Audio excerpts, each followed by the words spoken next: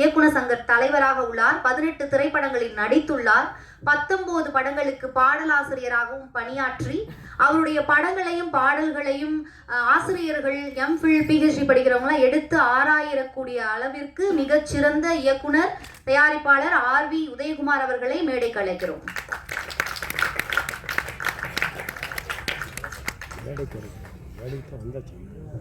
நான் சொன்ன மாதிரியே பேசி என்னை கூப்பிட்டாங்க.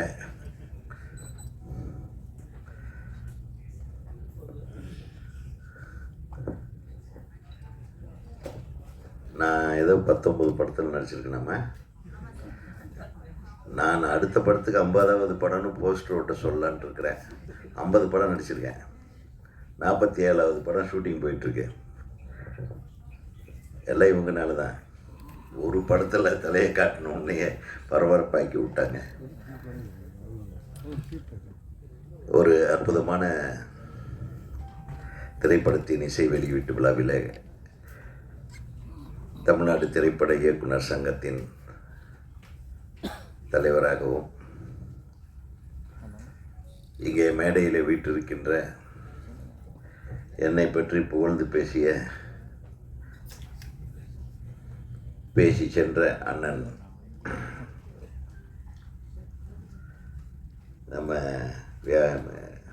விநியோகஸ்தர் சங்க தலைவர் அண்ணன் கே ராஜன் அவர்களும், தயாரிப்பாளர் சங்கத்தை முதுகெலும்பாக இருந்து வழி நடத்தி கொண்டிருக்கும் எங்கள் அற்புதமான தயாரிப்பாளர் சங்க செயற்குழு உறுப்பினர் மற்றும் பிஆர்ஓ சங்கத்தின் தலைவர் எங்கள் அண்ணன், பிரியத்திற்குரிய அண்ணன் உங்களை தானே எங்களை ஜாஸ்தி பேச சொல்லிட்டு அப்புறம் அவரே ஜாஸ்தி பேசிட்டு உட்காந்துருக்கிறாரு.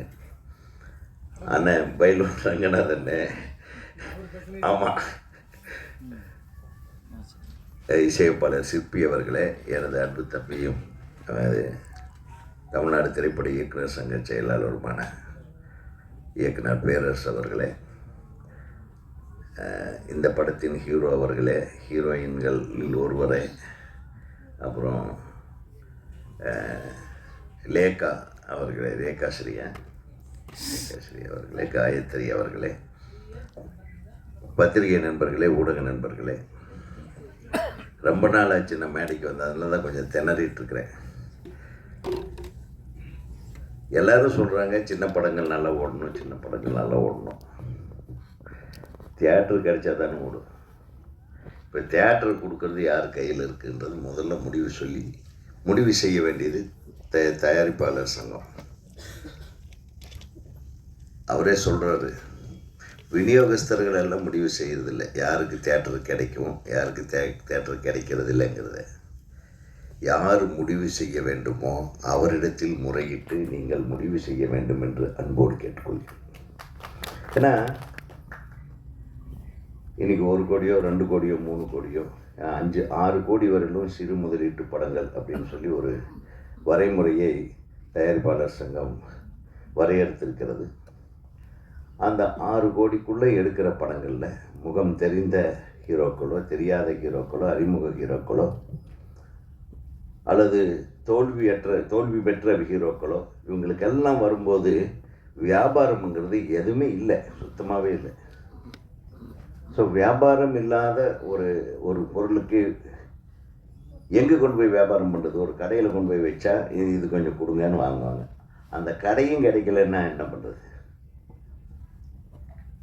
ஆக இந்த மாதிரி சூழ்நிலை தான் உண்மையான சினிமாலாம் நல்லா இல்லைங்க. உண்மையாக நல்லா இல்லை, ஒரு 4 பேர்த்துக்கு நல்லா இருக்கு.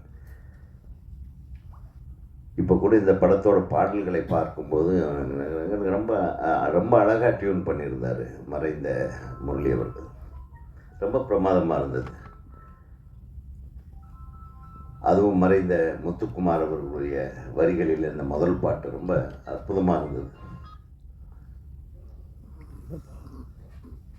அப்புறம் அண்ணா சொன்னது போனால் என்ன பாட்டது, அவர் பறந்து போகிறார். அந்த பாடல் 2 பாடலுமே நல்லா இருந்தது. ரொம்ப இனிமையான இசையாக இருந்தது.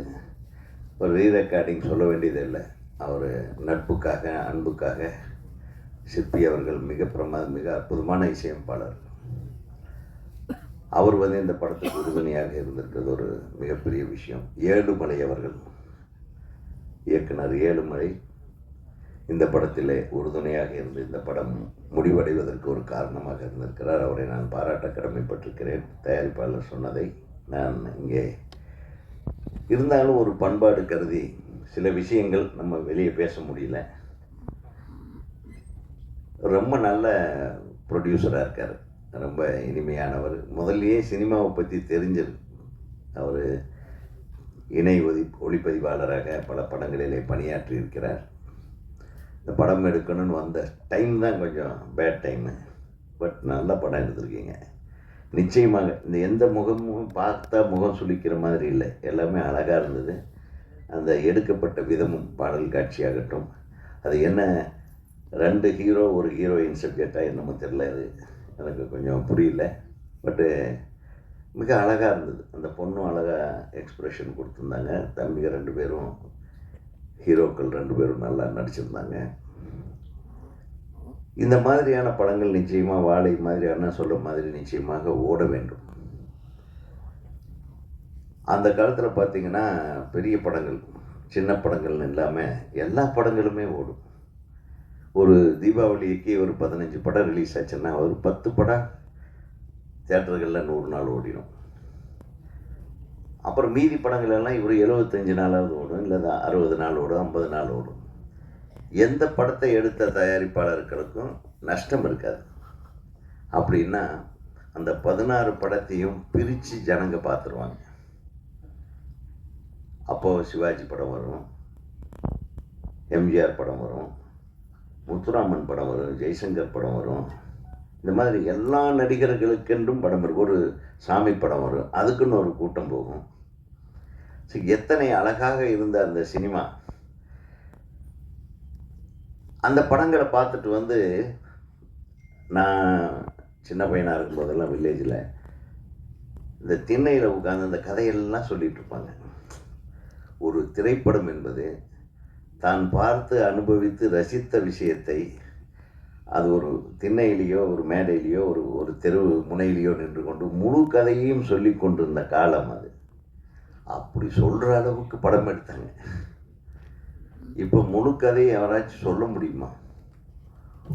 இப்போ வந்த மிகப்பெரிய ஹிட்டு கலெக்ஷன் படங்களில் நீங்கள் கதை எப்படி சொல்கிறதுனே தெரியாமல் முடிச்சுட்ருப்பீங்க. இப்போ நான் கொஞ்ச நாளாக பார்த்துட்ருக்குறேன். அண்ணனுக்கு தெரியும்,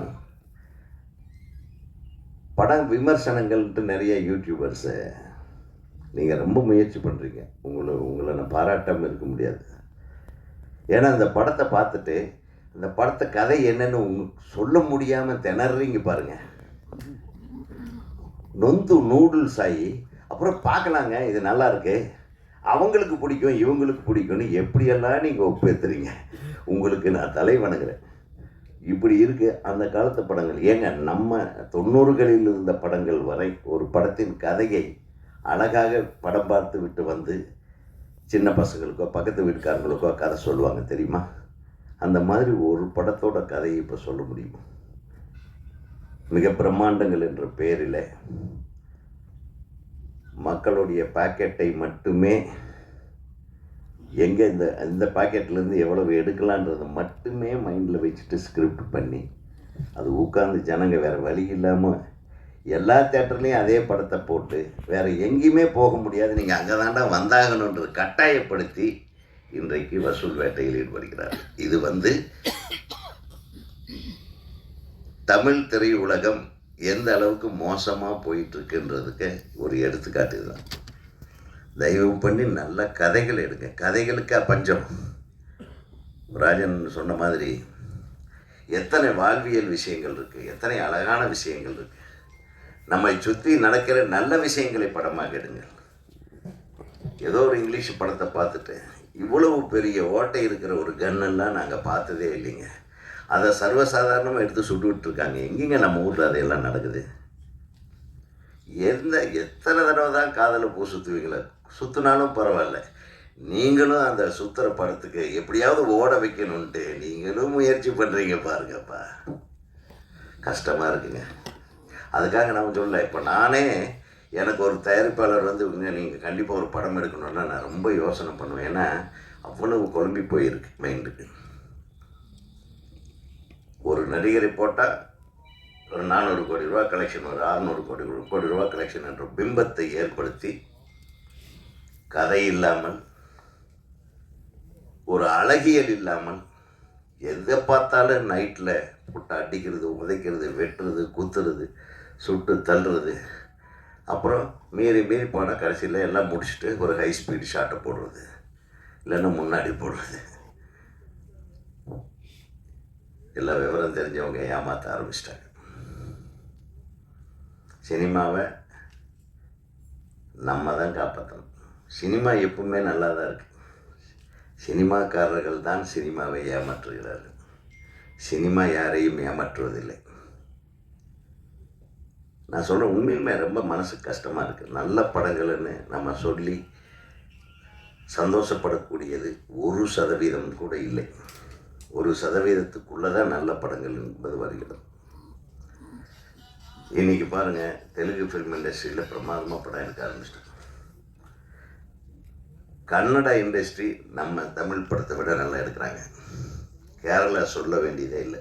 ஆட்டம்னு ஒரு படம் ஒரு 2 வருஷத்துக்கு முன்னாடி வந்தது. அந்த படமே வந்து 50-60 லட்ச ரூபாய்க்குள்ளே எடுத்திருப்பாங்க. அது பெருசாக கமர்ஷியலாக ஓடல. ஆனால் அதோட கருத்து, அந்த சொன்ன விஷயம் இன்றைக்கி 22ஆம் ஆண்டுக்கான சிறந்த படம் தேசிய விருது வாங்கியிருக்கு. எல்லா மொழி படங்களுக்கும் தமிழ் ஒரு உதாரணமாக இருந்த காலம் மாறிவிட்டது. இப்போ தமிழ் படமெல்லாம் டப்பிங் ரைட்ஸ் எல்லாம் போகிறதில்லை ஜாஸ்தி. யார் வாங்குவேன்? தெலுங்கு படம் தான் தமிழில் வாங்கி டப்பிங் ரைட்ஸ் வாங்கி வைக்கிறாங்க. தெலுங்கு படங்கள் ரிலீஸ் ஆகுது, அது நல்லா இருக்குன்றாங்க. ஆக எல்லோருமே சிந்திக்க வேண்டியது, குறிப்பாக பத்திரிகையாளர்கள், நான் உங்களுக்கு சொல்கிறேன், ஒரு படத்திற்கு தெளிவான விமர்சனத்தை செய்யுங்க. நல்லா இருந்ததுன்னா நல்லா இருக்குன்னு எழுதுங்க, நல்லா இல்லைன்னா ஏன் நல்லா இல்லைன்னு எழுதுங்க. அவங்க அந்த மாதிரி படம் திருப்பி எடுக்கக்கூடாத அளவுக்கு நீங்கள் விமர்சனம் பண்ணுங்க. அதுதான் உண்மை.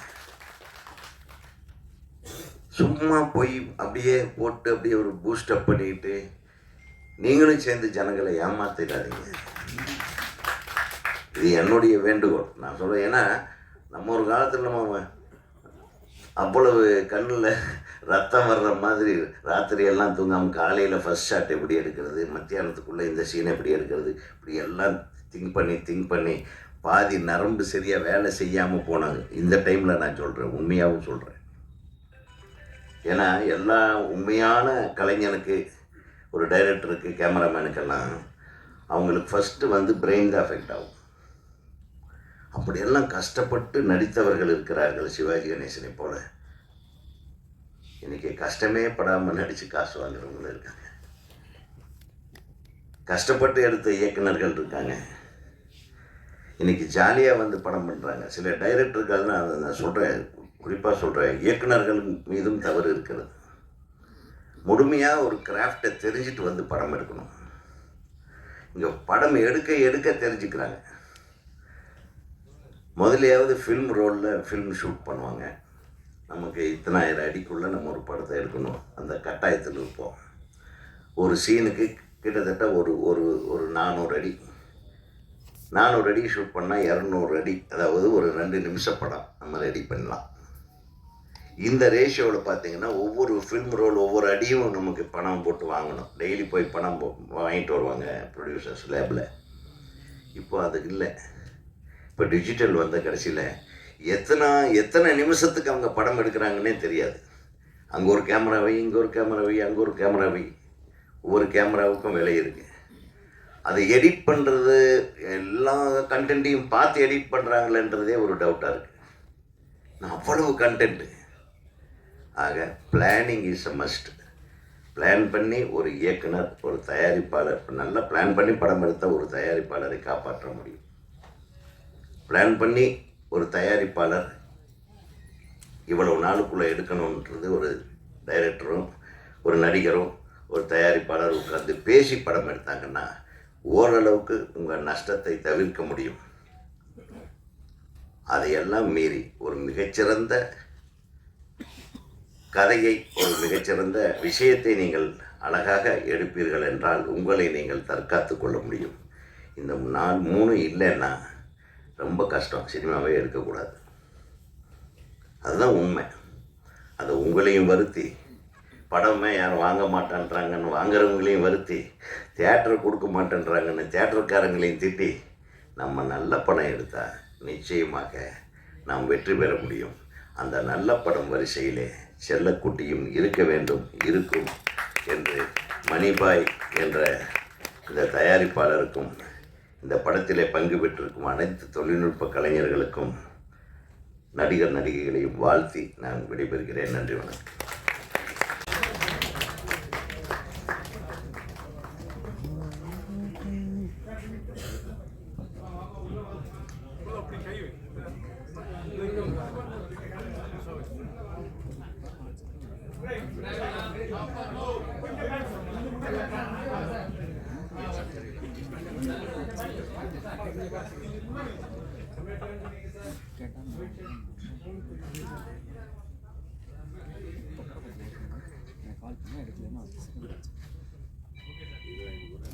காயத்ரி தெரியுறாங்களா?